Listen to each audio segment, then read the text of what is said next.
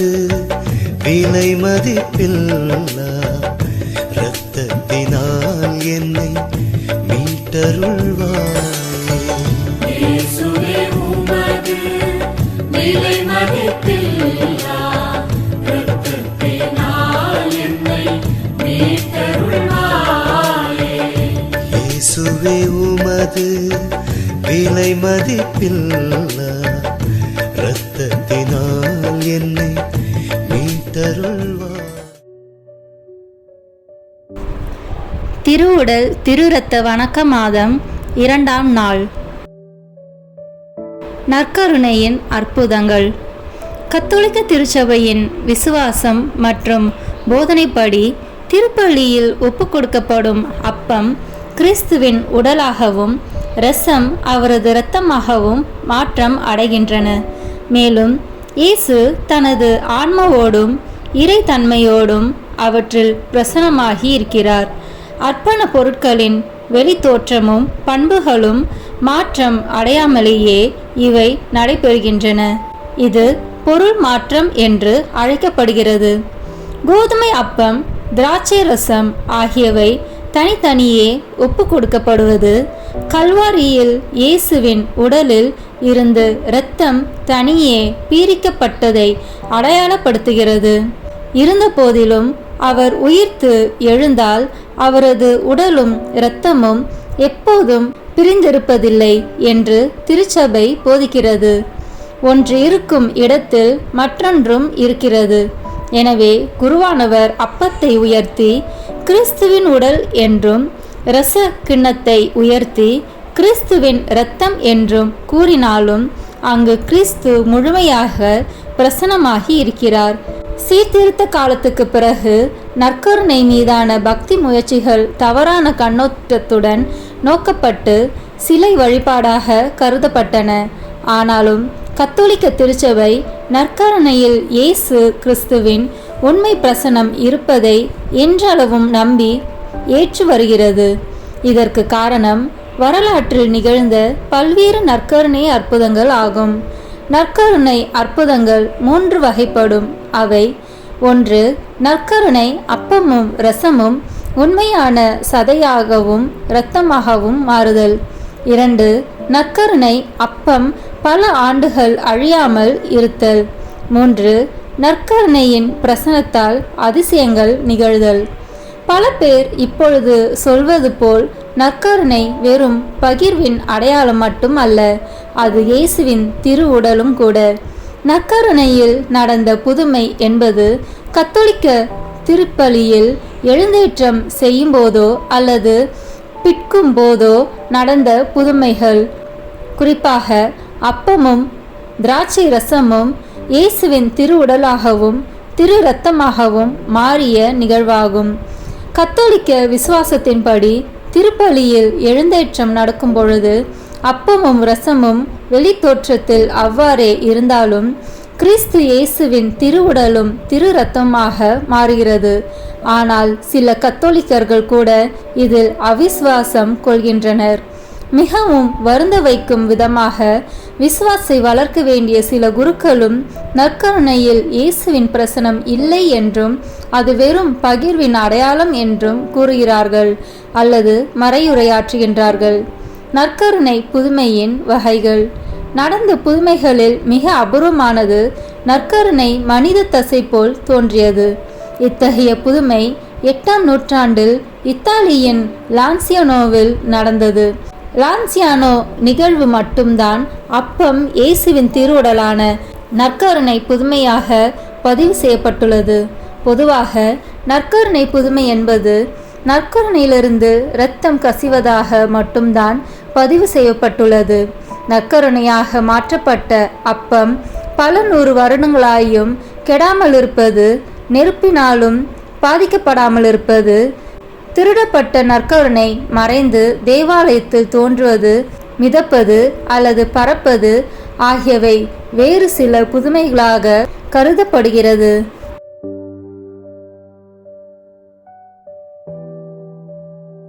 தந்தை, மகன், தூய ஆவியின் பெயராலே ஆமென். நம்பிக்கை அறிக்கை.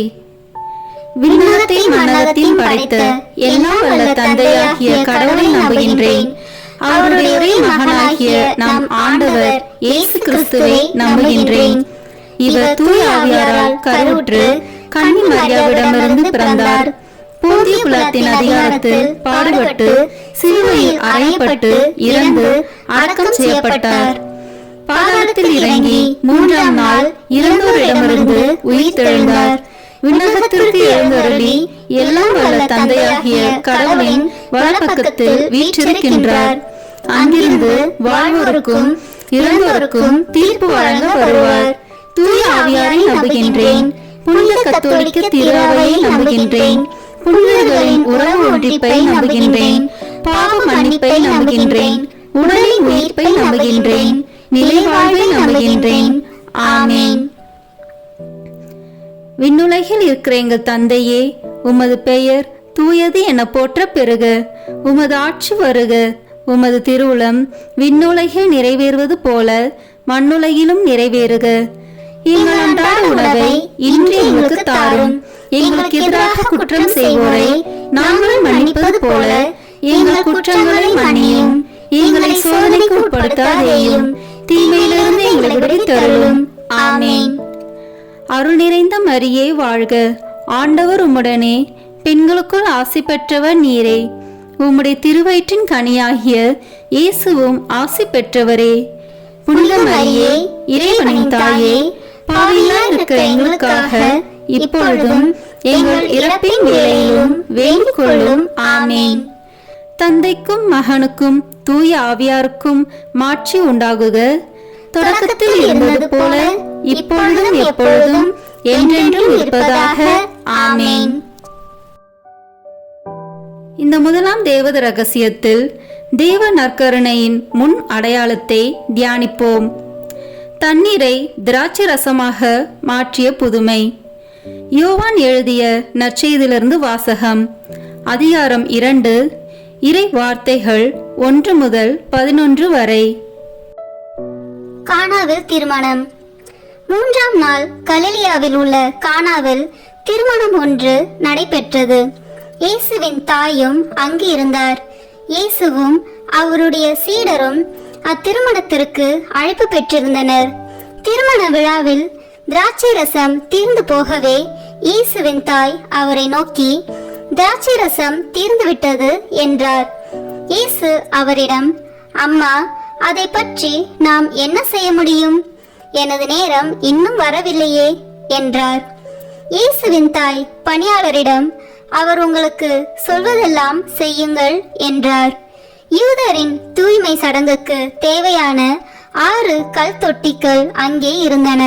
அவை ஒவ்வொன்றும் 2-3 குடம் தண்ணீர் கொள்ளும். இயேசு அவர்களிடம், இத்தொட்டிகளில் தண்ணீர் நிரப்புங்கள் என்று கூறினார். அவர்கள் அவற்றை விளிம்பு வரை நிரப்பினார்கள்.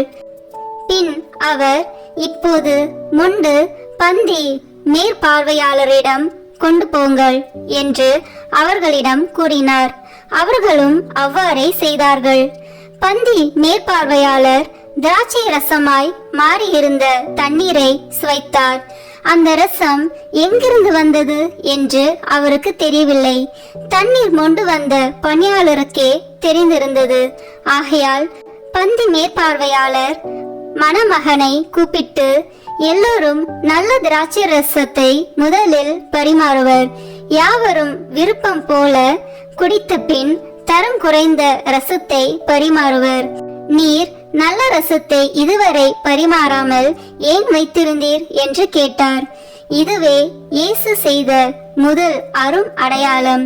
இது கலிலியாவில் உள்ள கானாவில் நிகழ்ந்தது. இதன் வழியாக அவர் தம் மாட்சியை வெளிப்படுத்தினார். அவருடைய சீடரும் அவரிடம் நம்பிக்கை கொண்டனர். ஆண்டவரின் அருள்வாக்கு.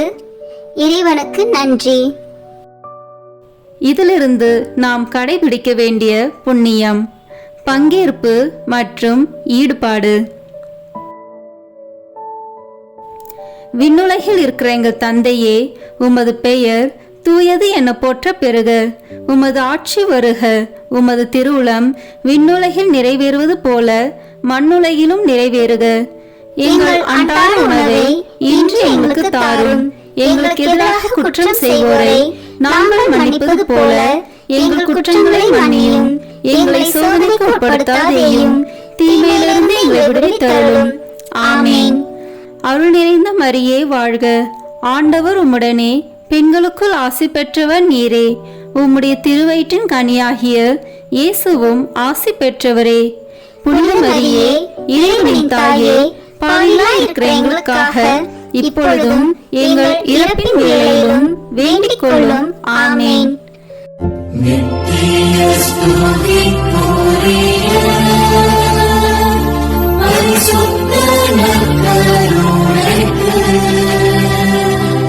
பக்தியாய் ஆராதனை எத்திசையும் புரிவோம். நித்திய ஸ்துதிக்குரிய பரிசுத்த நற்கருணைக்கு பக்தியாய் ஆராதனை எத்திசையும் புரிவோம். நித்திய ஸ்துதிக்குரிய பரிசுத்த நற்கருணைக்கு பக்தியாய் ஆராதனை எத்திசையும் புரிவோம். தந்தைக்கும் மகனுக்கும் தூய ஆவியாருக்கும் மாட்சி உண்டாகுக. தொடக்கத்தில் இருந்தது போல இப்பொழுதும் எப்பொழுதும் என்றென்றும் இருப்பதாக. ஆமென். இரண்டாம் தேவ ரகசியத்தில் தேவ நற்கருணையை வாக்களித்ததை தியானிப்போம். 5 அப்பம் பழுகியது. யோவான் எழுதிய நற்செய்தியிலிருந்து வாசகம். அதிகாரம் 6, இறை வார்த்தைகள் 1 முதல் 13 வரை. அப்பம் பகிர்ந்தளித்தல். இயேசு கலிலேய கடலை கடந்து மறுகரைக்கு சென்றார். அதற்கு திபேரிய கடல் என்றும் பெயர் உண்டு. உடல் நலம் அற்றோருக்கு அவர் செய்து வந்த அரும் அடையாளங்களை கண்டு மக்கள் பெருந்திரளாய் அவரை பின்தொடர்ந்தனர். இயேசு மலை மேல் ஏறி தம் சீடரோடு அமர்ந்தார். யூதருடைய பாஸ்கா விழா அண்மையில் நிகழவிருந்தது. இயேசு நிமிர்ந்து பார்த்து மக்கள் பெருந்திரளாய் அவரிடம் வருவதைக் கண்டு, இவர்கள் உண்பதற்கு நாம் எங்கிருந்து அப்பம் வாங்கலாம் என்று பிலிப்பிடம் கேட்டார். தாம் செய்ய போவதை அறிந்திருந்தும் அவரை சோதிப்பதற்காகவே இக்கேள்வியை கேட்டார். பிலிப்பு மறுமொழியாக, 200 தென்னாரியத்திற்கு அப்பம் வாங்கினாலும் ஆளுக்கு ஒரு சிறு துண்டும் கிடைக்காதே என்றார். அவருடைய சீடருள் ஒருவரும் சீமோன் பேதுருவின் சகோதரமான அந்திரேயா, இங்கே சிறுவன் ஒருவன் இருக்கிறான், அவனிடம் 5 வற்கோதுமை அப்பங்களும் 2 மீன்களும் உள்ளன, ஆனால் இத்தனை பேருக்கு இவை எப்படி போதும் என்றார். இயேசு, மக்களை அமரச் செய்யுங்கள் என்றார். அப்பகுதி முழுவதும் புல் தரையாய் இருந்தது. அமர்ந்திருந்த ஆண்களில் எண்ணிக்கை ஏறக்குறைய 5000. இயேசு அப்பங்களை எடுத்து கடவுளுக்கு நன்றி செலுத்தி அமர்ந்திருந்தோருக்கு கொடுத்தார். அவ்வாறே மீன்களையும் பகிர்ந்தளித்தார். அவர்களுக்கு வேண்டிய மட்டும் கிடைத்தது. அவர்கள் வயிறார உண்டபின், ஒன்றும் வீணாகாதபடி எஞ்சிய துண்டுகளை சேர்த்து வையுங்கள் என்று தம் சீடரிடம் கூறினார். மக்கள் உண்டபின் 5 வற்கோதுமை அப்பத்திலிருந்து எஞ்சிய துண்டுகளை சேர்த்து சீடர்கள் 12 கூடைகளில் நிரப்பினார்கள். ஆண்டவரின் அருள்வாக்கு. இறைவனுக்கு நன்றி. இதிலிருந்து நாம் கடைபிடிக்க வேண்டிய புண்ணியம் பகிர்வு. விண்ணுலகில் இருக்கிற எங்கள் தந்தையே, உமது பெயர் தூயது என போற்ற பெறுக. உமது ஆட்சி வருக. உமது திருவுளம் விண்ணுலகில் நிறைவேறுவது போல மண்ணுலகிலும் நிறைவேறுக. எங்கள் அன்றாட உணவை இன்று எங்களுக்கு தாரும். எங்களுக்கு எதிராக குற்றம் செய்வோரை நாங்கள் மன்னிப்பது போல எங்கள் குற்றங்களை மன்னியும். எங்களை சோதனைக்கு உட்படுத்தாதேயும் தீமையிலிருந்து எங்களை விடுவித்தருளும். ஆமேன். அருள் நிறைந்த மரியே வாழ்க, ஆண்டவர் உம்முடனே, பெண்களுக்குள் ஆசி பெற்றவர் நீரே. உம்முடைய திருவயிற்றின் கனியாகிய இயேசுவும் ஆசி பெற்றவரே. புனித மரியே, இறைவனின் தாயே, பாவிகளாய் இருக்கிற எங்களுக்காக இப்பொழுதும் எங்கள் இறப்பின் வேளையிலும் வேண்டிக் கொள்ளும். ஆமேன். நித்திய ஸ்துதிக்குரிய பரிசுத்த நற்கருணைக்கு பக்தியாய் ஆராதனை எத்திசையும் புரிவோம். நித்திய ஸ்துதிக்குரிய பரிசுத்த நற்கருணைக்கு பக்தியாய் ஆராதனை எத்திசையும் புரிவோம். நித்திய ஸ்துதிக்குரிய பரிசுத்த நற்கருணைக்கு பக்தியாய் ஆராதனை எத்திசையும் புரிவோம். தந்தைக்கும் மகனுக்கும் தூய ஆவியாருக்கும் மாட்சி உண்டாகுக.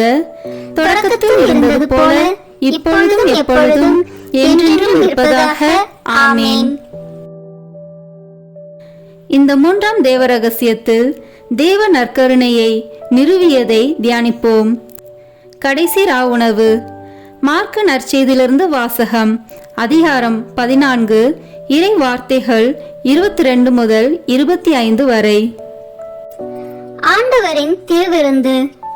அவர்கள் உண்டு கொண்டிருந்த பொழுது அவர் அப்பத்தை எடுத்து கடவுளை போற்றி அதை பிட்டு அவர்களுக்கு கொடுத்து, இதை பெற்றுக்கொள்ளுங்கள், இது எனது உடல் என்றார். பின்பு அவர் கிண்ணத்தை எடுத்து கடவுளுக்கு நன்றி செலுத்தி அவர்களுக்கு கொடுத்தார்.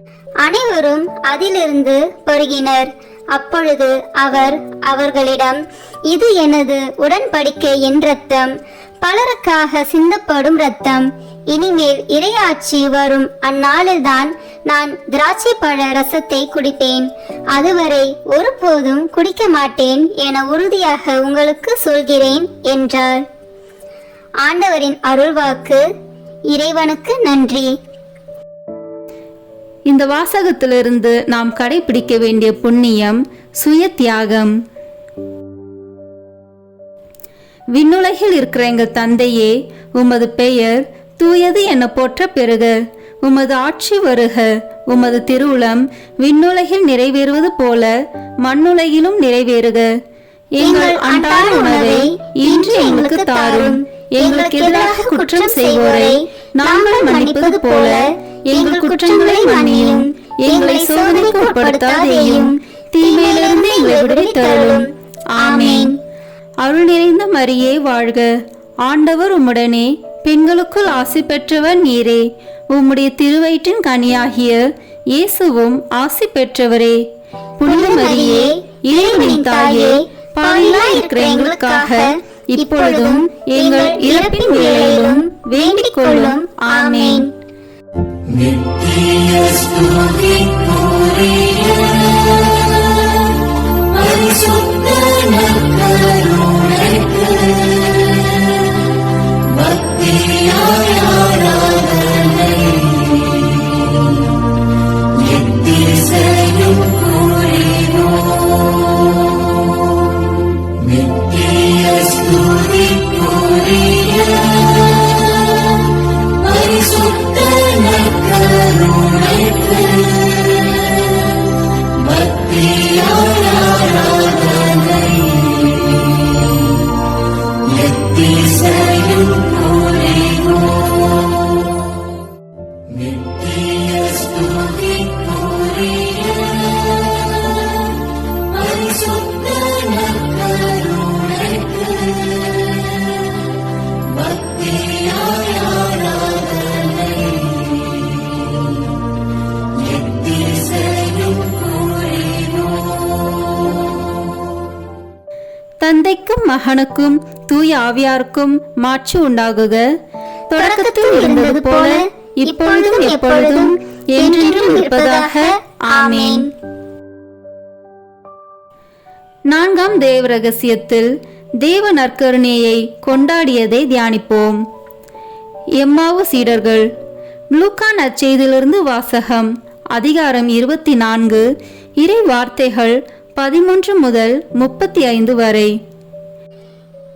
எம்மாவு வழியில் சீடரை சந்தித்தல். அதே நாளில் சீடர்களுள் இருவர் எருசலேமிலிருந்து ஏறத்தாழ 12 கிலோமீட்டர் தொலையிலுள்ள ஓர் ஊருக்கு சென்று கொண்டிருந்தனர். அவ்வூரின் பெயர் எம்மாவு.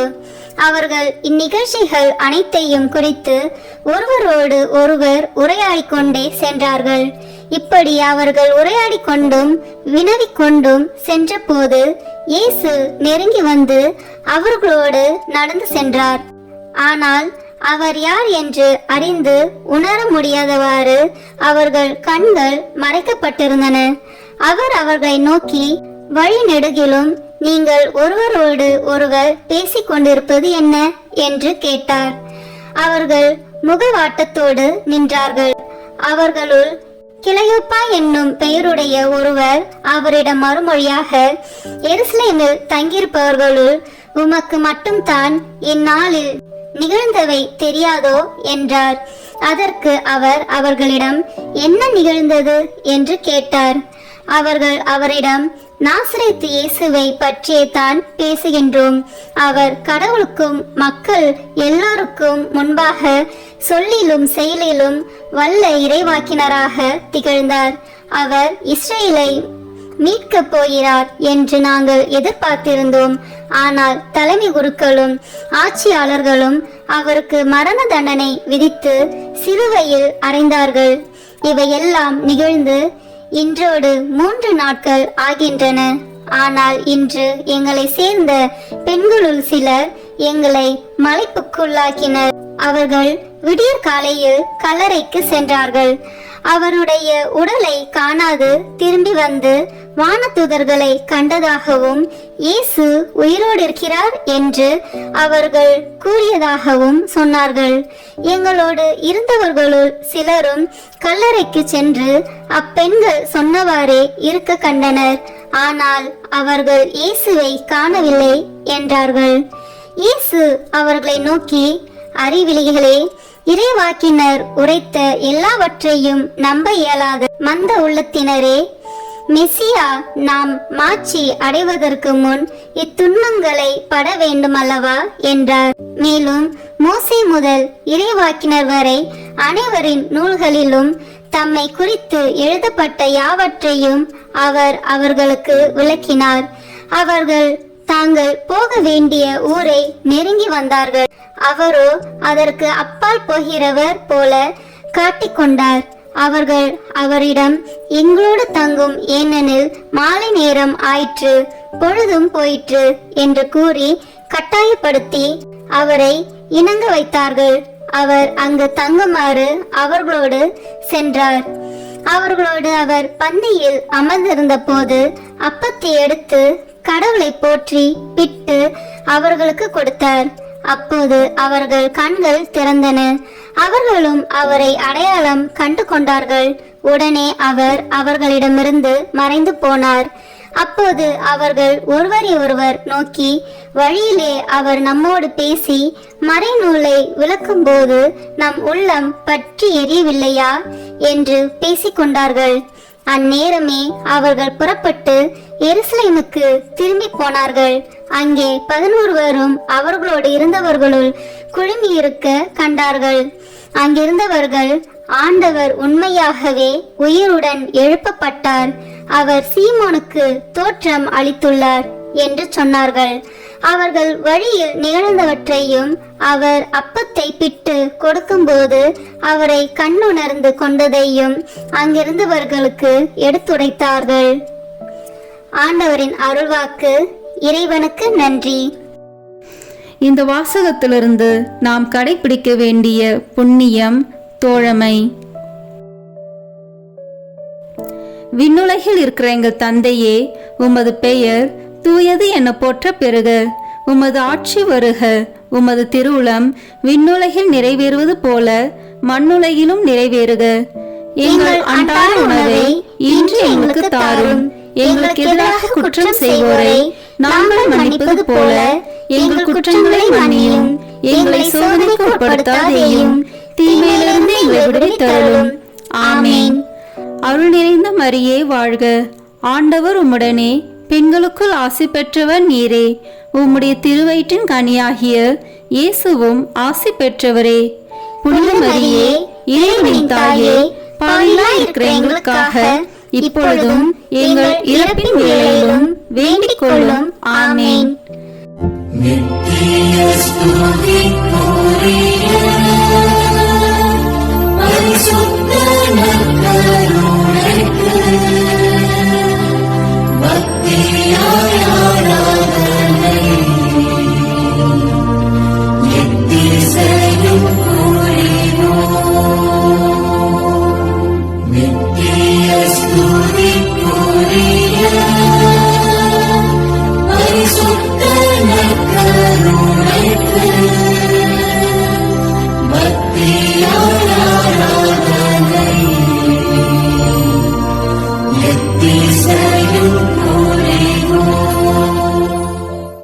நித்திய ஸ்துதிக்குரிய பரிசுத்த நற்கருணைக்கு பக்தியாய் ஆராதனை எத்திசையும் புரிவோம்.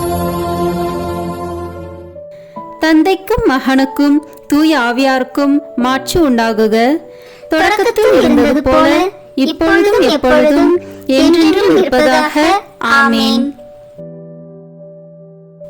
ஐந்தாம் தேவ ரகசியம்.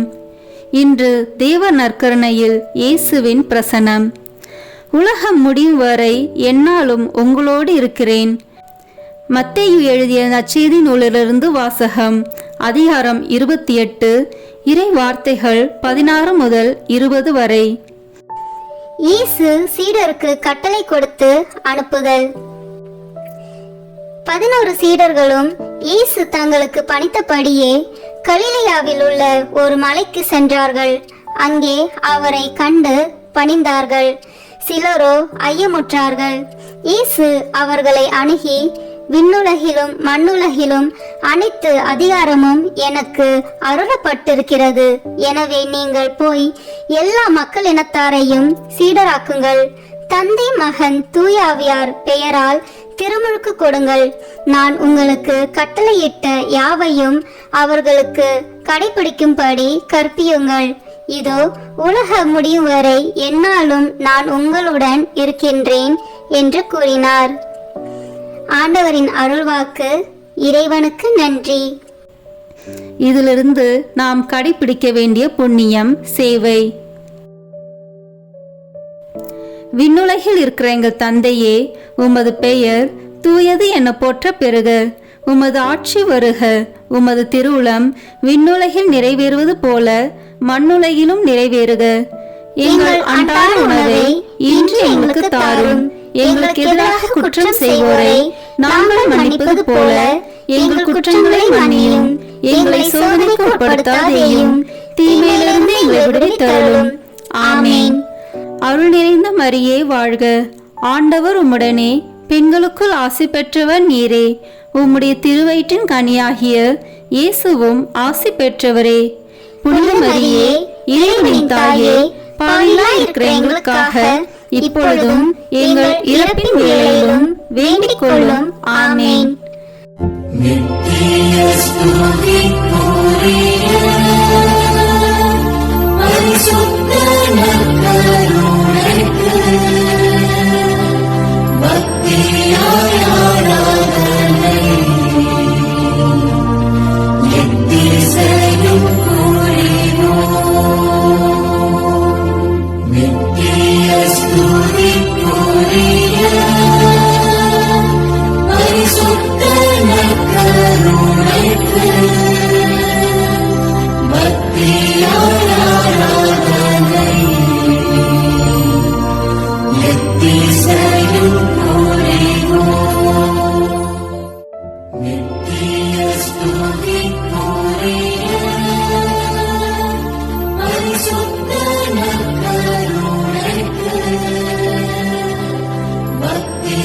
ஆராதனை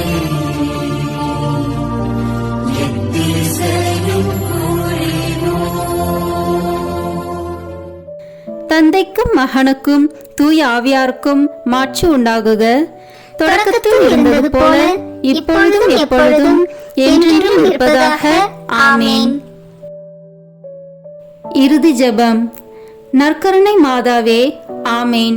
உம்முடைய வார்த்தையின்படியே எனக்கு ஆகட்டும் என்று சொல்லி நற்கருணை நாதரை பெற்றுக்கொண்டவரே, காடு மலை என்று பாராமல் எலிசபெத் அம்மாளுக்கு உதவி செய்ய நற்கருணை நாதரை சுமந்து கொண்டு விரைந்து சென்றவரே, உலகம் மீட்பு பெறுவதற்காக நற்கருணை நாதரை ஈன்றவரே, காலமெல்லாம் நற்கருணை நாதரை தியானித்து கடவுளை புகழ்ந்து கல்வாரி மலைக்கு ஆண்டவர் இயேசுவோடு பலியாகி தேவ நற்கருணையாக மாறியவரே, நாங்களும் உயிருள்ள தேவ நற்கருணையாக வாழ எங்களுக்காக பரிந்து பேசுவீராக.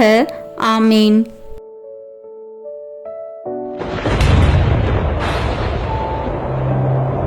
கல்வாரி மலையில்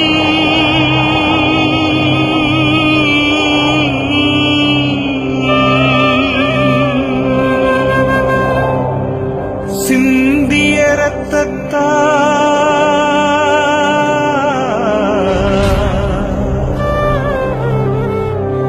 என்னை கழுவும் இயேசுவே. ஒரு துளி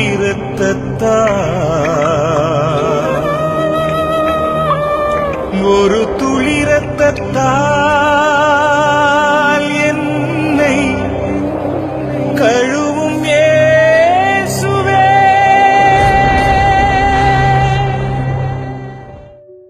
சிலுவையில் இயேசு சிந்தின இரத்தத்தால் சமாதானம் உண்டாகும். கொலோசியர் 1:20 இறைவார்த்தை. இப்போது நாம் இணைந்து இயேசுவின் திரு இரத்தத்தை நோக்கி நம்மை முழுவதும் ஒப்பு கொடுக்கும் ஜெபத்தை சொல்வோம். இயேசுவே, நீ சிலுவையில் சிந்திய வல்லமையான இரத்தம் கொண்டு என் உச்சந்தலையிலிருந்து உள்ளங்கால் வரை அபிஷேகம் செய்யும். இறை இயேசுவே, இப்போது என்னை தீமை, பாவம், சோதனை, தீயவனின் தாக்குதல்கள், சூனியங்கள், இருளின் பயம், மனித வார்த்தையின் பயம், நோய், சந்தேகம், கோபம் மற்றும் விருப்பப்படாத எல்லா நாசங்களிலிருந்தும் விடுதலை செய்யும். ஆபத்துக்கள், விபத்துகளிலிருந்து என்னை பாதுகாத்தருளும்.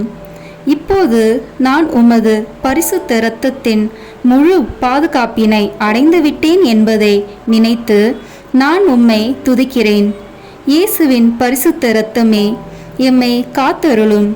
இயேசுவின் தூய இரத்தமே, பரிசுத்த மனசாட்சியை தாரும். இயேசுவின் தூய இரத்தமே, வார்த்தையான தேவனே, எங்களை காத்தருளும். இயேசுவின் தூய இரத்தமே, எங்கள் ஆழ் மனதை பரிசுத்தப்படுத்தும். இயேசுவின் தூய இரத்தமே, மனதில் உள்ள கெட்ட சிந்தனைகளை தூய்மைப்படுத்தும். இயேசுவின் தூய இரத்தமே, அவிசுவாசியின் வார்த்தைகளை எடுத்து மாற்றும். இயேசுவின் தூய இரத்தமே, மனதில் உள்ள பய உணர்வுகளை கழுவும். இயேசுவின் தூய இரத்தமே, உடல் உறுப்பில் உள்ள காம உணர்ச்சிகளை கழுவும். இயேசுவின் தூய இரத்தமே, தலைமுறைகளில் உள்ள பாவ சாபங்களை கழுவும். இயேசுவின் தூய இரத்தமே, குற்ற உணர்வுகளை கழுவி மாற்றும். இயேசுவின் தூய இரத்தமே, நான் கருவறையில் உருவான நேரத்தில் உண்டான எல்லா எதிர் அனுபவங்களை கழுவி பரிசுத்தப்படுத்தும். ஆமீன். இயேசுவின் இரத்தத்தால் நம்மை கழுவும் ஜெபம். இயேசுவே, எங்களுக்காக கல்வாரியில் நீர் சிந்திய உம்முடைய விலையேற பெற்ற திரு இரத்தத்தினால் எங்கள் குடும்பத்தில் இருக்கின்ற ஒவ்வொருவரையும் கழுவும். எங்கள் வீடுகளில் இருக்கின்ற ஒவ்வொரு பொருட்களிலும் உம்முடைய இரத்த துளிகளை தெளித்து வையும். எங்கள் வீடுகளின் தரைகளிலும் சுவர்களிலும் கூரைகளிலும் உம்முடைய இரத்தத்தை தெளியும். எங்கள் வீடுகளை சுற்றிலும் நிலங்களின் எல்லைகளை சுற்றிலும் உம்முடைய இரத்தத்தை தெளித்து வைத்து உமது காவல் தூதர்களை எங்களுக்கு துணையாக நிறுத்தி வையும். எங்களுக்கு எதிராக செய்யப்படும் எந்த ஒரு காரியமாக இருந்தாலும் மாயத்தந்திர சக்திகள், சாத்தானின் ஏவுதல்கள், பில்லி சூனிய கட்டுக்கள் மற்றும் ஆபத்துக்கள், விபத்துக்கள், அவமானங்கள், நோய்கள், பிற தேவைகள் அனைத்திலும் எங்களை பாதுகாத்து வழிநடத்தும். நாங்கள் செல்லுகின்ற வழிகளில் எல்லாம், சென்றடைகின்ற ஒவ்வொரு இடங்களில் எல்லாம் உம்முடைய இரத்த துளியலை தெளித்து வைத்து எங்களுக்கு முன்னும் பின்னும் வலமும் இடமும் உமது பிரசன்னத்தால் வழிநடத்தும். இதுவரை எங்களை பாதுகாத்து வந்த தேவன் இனிவரும் நாட்களிலும் எங்களை பாதுகாத்து வழிநடத்தும்படி ஜெபிக்கிறோம். இயேசுவின் பெயரால் ஆமேன். தந்தை, மகன், தூய ஆவியின் பெயராலே ஆமேன்.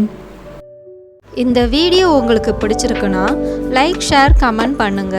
மறக்காம சப்ஸ்கிரைப் பட்டன் பிரஸ் பண்ணுங்க. தேங்க்யூ.